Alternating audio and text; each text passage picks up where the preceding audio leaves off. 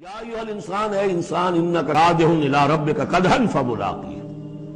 یہ بہت اہم نفسیاتی حقیقت ہے، یہ آگے چل کر سورہ بلد میں بھی آئے گی کہ ہر انسان کو مشقت میں پیدا کیا گیا ہے۔ ہر انسان کے لیے دنیا جو ہے دارالمحن ہے، اگرچہ مشقتوں کی نوعیت جو ہے اس میں فرق ہے۔ کسی کی جسمانی مشقت زیادہ ہے، وہ کسی چلائی ہے، اس نے اینٹیں ڈھوئی ہیں، ہل چلایا ہے، پھر وہ رات کو ایسا سوتا ہے کہ اس کو صبح کی خبر دیتا ہے، اسے اس وقت بے چینی کوئی نہیں ہوتی۔ کسی کی ذہنی ہے، مل کا مالک ہے، بیٹھا ہوا ہے، پرابلم ہے، وہ رات کو بھی پیچھا نہیں چھوڑتے وہ پرابلمز۔ پھر اسے ہپنوٹکس چاہیے، اسے کوئی اور سیڈیٹیوز چاہیے، کسی طرح کی چیزیں، اینٹی ڈپریسنٹس چاہیے۔ ساری جو آج دنیا میں سب سے بڑی مارکیٹ جو ہے میڈیسنز میں، وہ ان دوائیوں کی ہو چکی ہے ہمارے کام میں۔ جو سب سے مہنگی دوائیاں وہ یہ ہیں امراض ذہنی کی۔ کن کو ہوتے ہیں؟ عام طور پر جن لوگوں کے ہاں ایفلوئنس ہے۔ تو معلوم ہے کہ ہر ایک کے لیے کوفت ہے۔ پھر یہ کہ کسی کو کوئی غم ہے، کسی کو کوئی غم ہے۔ عام آدمی یہ سمجھتا میں پیدل چل رہا ہوں، اس کے پاس سائیکل ہے، یہ بڑا اچھا ہے، بہت عمدہ ہے۔ اس سائیکل والے سے پوچھئے، اسے نظر آتا ہے کار پہ جاتا ہوا، اس کو اس کی جلن ہو رہی ہے۔ کار والا جو ہے وہ دیکھتا ہے کہ مجھ سے بہت زیادہ نئے ماڈل کی کار پہ گیا ہے، نئی کار پر ڈاٹا ہوا، اسے اس کی کوفت ہو رہی۔ تو کوفت اور یہاں پہ رنج اور محن، جس کو کہا ہے کہ قید حیات و بند غم اصل میں دونوں ایک ہیں، موت سے پہلے آدمی غم سے نجات پائے کیوں۔ اور معاملہ یہ ہے کہ موت پر بھی جب نجات نہ ملی، اب تو گھبرا کے یہ کہتے ہیں کہ مر جائیں گے، اور مر کے بھی چین نہ پایا تو کدھر جائیں گے۔ وہ جو اب جو گھبرا کے یہ کہتے ہیں، وہ تو بات آئے گی آپ کو سورہ بلد میں۔ قید حیات و بند غم اصل میں دونوں ایک ہیں، موت سے پہلے آدمی غم سے نجات پائے کیوں، یہ سورہ بلد میں ہے۔ لیکن دوسرا مرحلہ جو ہے کہ اب تو گھبرا کے یہ کہتے ہیں کہ مر جائیں گے، مر کے بھی چین نہ پایا تو کدھر جائیں گے، وہ یہاں ہے۔ یا ایھا الانسان، اے انسان، انک کادح الی ربک قدحا، تیرا مقدر یہی ہے، تکلیفیں جھیلتا ہوا، بوجھ برداشت کرتا ہوا، کوفت برداشت کرتا ہوا، تجھے ایک پر دوسری، دوسری پر تیسری کوفت اور تکلیف، اور پھر جا کر اپنے رب کے سامنے کھڑے ہونا ہے۔ ملاقی، اب جو بار برداری کے حیوان ہیں، بیل ہے جتا ہوا ہے، اب جتائے رکھیے، اسے رہٹ میں لگا لیا آپ نے اس کو کسی اپنے ہل میں جوت لیا، اس کے بعد اس سے حساب کتاب تو کوئی نہیں۔ حضرت ابوبکر کہا کرتے تھے عجیب کیف کے عالم میں، کاش کہ میں ایک چڑیا ہوتا جو درختوں پر چہچہا رہی ہے، اس سے کوئی محاسبہ نہیں۔ کاش کہ میں گھاس کا ایک تنکا ہوتا جو جلا دی جاتی ہے، ختم ہو جاتی ہے، اس سے محاسبہ کوئی نہیں، پوچھ گچھ کوئی نہیں۔ یہاں ہے محاسبہ۔ یا ایھا الانسان انک کادح، مشقتیں بھی جھیلو، صدمے بھی جھیلو، بوجھ بھی اٹھاؤ، اینٹیں بھی ڈھو، اور جو بھی کرنا، قلم کی گھس گھس کرو، بیٹھو، جاؤ 3 جگہ 4 جگہ بطب کرو، اور مریضوں کی خدمتیں کرو، اور پھر یہ کہ سب کچھ کر کے پھر ایک دن کھڑے بھی ہو جانا ہے۔ اب جاؤ ذرا حساب کتاب۔ لن تزول قدم ابن آدم حتی یسأل عن 5، ابن آدم کے قدم ہل نہیں سکیں گے جب تک کہ 5 چیزوں کا حساب نہ لے لیا جائے۔ عن عمرہ فیما افناہ، حساب دو عمر کا، 80 برس کی عمر دی تمہیں، کہاں فنا کی۔ خاص طور پر وان شباب ہی فیما ابلاہ، شباب، جوانی، قوتوں کا، امنگوں کا دور، وہ کہاں گلائی تھی جوانی۔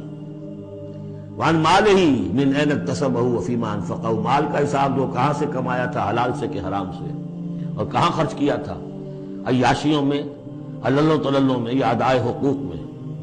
واما علم فیما علم، اما عمل فیما علم، اور 5واں سوال سب سے مشکل ہے، جو علم حاصل ہوا تھا اس میں عمل کتنا کیا۔ اس اعتبار سے ایک بات بتا دوں، برا نہ مانے، جن لوگوں نے پابندی سے یہاں یہ آج کون سا دن ہو گیا ہے، 25واں، ان کی سب سے بڑی مشکل ہو گئی ہے۔ اب سب سے بڑی مشکل اب ان کی ہے۔ اما عمل فیما علم، جو علم حاصل ہوا ہے اس میں عمل کا حساب کتاب ہوگا۔ وہ غریب جنہیں موقع ہی نہیں ملا، کبھی کوئی ایسی صورت ہی نہیں بنی کہ ان کے سامنے قرآن کی دعوت آ گئی ہو، ان کے پاس شاید کوئی نہ کوئی عذر ہو۔ ان کے عذر کا حصہ جائے گا ان پر جن کے ذمہ تھا کہ قرآن کی پہنچایا نہیں پہنچایا. لیکن یہ ہے کہ جن تک یہ بات پہنچ گئی انہیں سمجھ لینا چاہیے کہ بہت سخت ہے معاملہ. یا ایھا الانسان انک کادح الی ربک کدحا فملاقیہ فاما من اوتی کتابہ بیمینہ، تو وہ کہ جس کو دی جائے گی کتاب اس کے داہنے ہاتھ میں فسوف یحاسب حسابا یسیرا، تو اس سے تو لیا جائے گا بہت ہی ہلکا نرم حساب. وہ ہلکا اور نرم حساب کیا ہے؟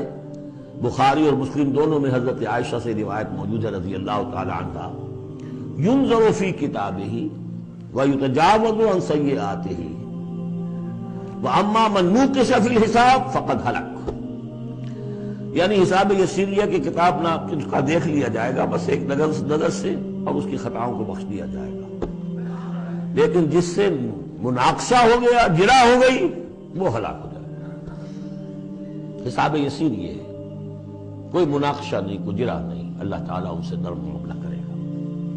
وَيَنْقَلِبُ إِلَىٰ أَهْلِهِ مَسْرُورًا، وہ جب واپس آئے گا اس عدالت کے کٹہرے سے تو بڑا خوش و خرم آئے گا اپنے گھر والوں کے پاس کہ جان چھٹی لاکھوں پائے، اللہ تعالیٰ کی رحمت سے، اللہ کی مغفرت سے میرا معاملہ تو سیدھا ہو گیا. لیکن اب اس کے برعکس کیا ہے؟ وَأَمَّا مَنْ أُوتِیَ کِتَابَهُ وَرَاءَ ظَهْرِهِ، اور وہ شخص جس کو دیا جائے گا اس کا اعمال نامہ اس کی پیٹھ کے پیچھے سے. وہ کیوں؟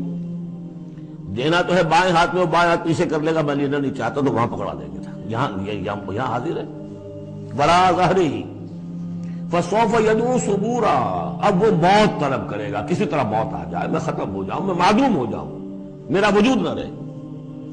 ویصلی سعیرا، لیکن وہ داخل ہوگا جہنم میں. انہ کان فی اہلہ مسرورا، بہت اہم ہے یہ مقام. وہ اپنے اہل و عیال میں بڑا خوش و خرم رہا ہے زندگی میں، دنیا میں، حرام سے دن بھر کی محنت کر کے. دیکھیے ایک بات آپ کو بتا دوں، اگر آپ اللہ کے دین کا حق ادا نہیں کر رہے تو چاہے 100% حلال سے کما رہے ہیں، حرام کھا رہے ہیں، اس لیے کہ اللہ کے دین کا حق آپ نے ادا نہیں کیا. وہ جو غصب کیا جا رہا ہے اللہ کا حق، وہ کہاں جائے گا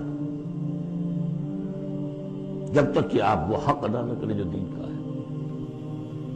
اس اعتبار سے سمجھ لیجیے حرام اور حلال یہی نہیں ہے، حرام اور حلال کے بڑے مراتب ہیں. ایک حرام خور وہ ہے جو سور کھا رہا ہے، آپ نے کہا بہت یہ تو چھی چھی چھی چھی سور کھا رہا، حرام سب کو معلوم. ایک وہ ہے جو کھا رہا ہے بکری کا گوشت، بکری بھی خود ذبح کی ہے تاکہ کسائی کا بھی معاملہ کو خراب نہ ہو جائے.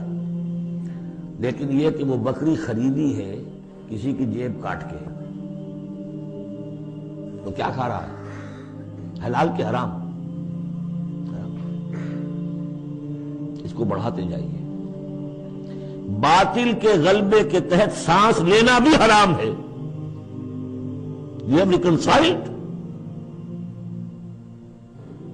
تم نے باطل کو تسلیم کر لیا، ذہن قلبن طاغوت کو تسلیم کر لیا ہے، تمہارا جینا حرام، تمہارا سانس حرام.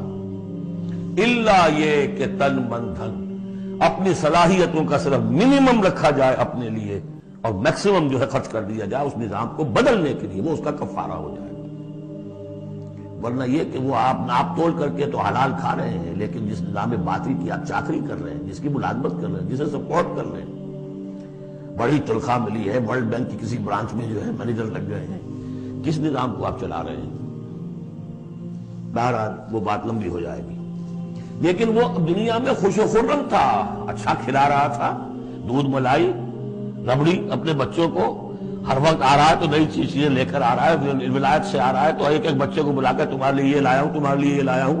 وہ دنیا میں وہ خوشیاں لے آیا، اب یہاں کچھ نہیں ہے. وہ اللہ کا بندہ جو دنیا میں ڈرتا رہا، انا کنا فی عہدنا مشفقون، ہم تو ڈرتے تھے کیا ہوگا اللہ کے حضور میں روز کھڑا ہونا ہوگا. ان کے لیے یہاں آیا ینقلب الی اہلہ مسرورا، اب وہ لوٹے گا اللہ کی عدالت کی کٹہری سے اپنے گھر والوں کی طرف تو خوش و خرم ہوگا.